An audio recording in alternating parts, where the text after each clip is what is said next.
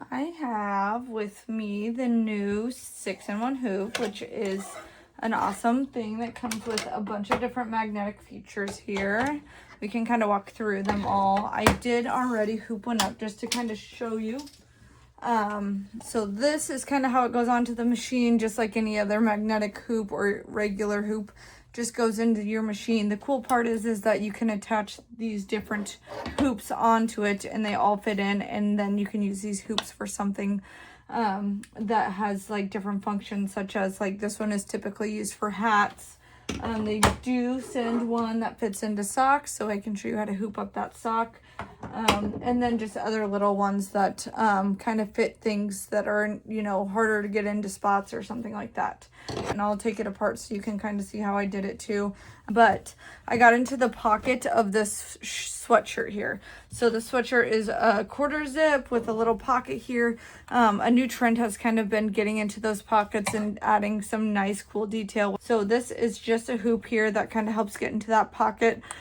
And it does fit into the pocket. You just tuck this side down under where your bobbin would be so you don't sew it to itself.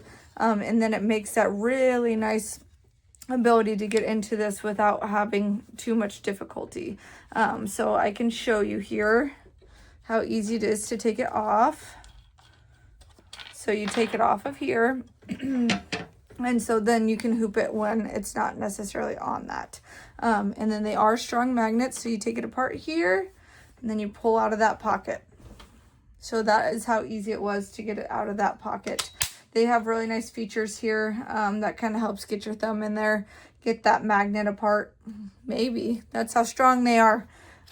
Get that magnet apart. And so we really do appreciate those. How we got into that pocket. Here is a cap, and so this is a ball cap or a winter cap. So sometimes people like those embroidered on this kind of side here, and so it came with this nice little hat hoop embroidery, and so you can get it in, and so you are gonna want to kind of tuck it in this way. Granted, I would still be using my stabilizer. But what's nice is so then you can kind of tuck it in, which this is a very loose, obviously fluid thing happening right now. And so then you tuck it in there, and I would have my stabilizer, and obviously I would have it tighter than this because that's not going to work out for us. Let's see if I can get it there for us so I can kind of show you how it is. Just because when you fold over that hat, this is the side that you're going to want. So let's see if we can tuck it in that way, and so we keep remembering kind of what side we want. Sometimes it gets a little trickier once you start to unfold it and you don't really remember what side you're gonna do there. Alrighty, and so then that goes there. Obviously I would have it pulled tighter than that, like I said, and so that helps you get onto your hats. And so that's kind of one easy way to get these hats hooped and get those hats embroidered as well.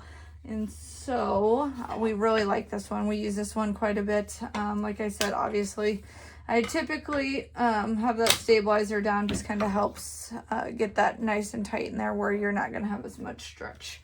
So we really like that hat hoop there. This other one that I said was for socks. We have here, just kind of tuck it in here. I always just kind of pull tight underneath.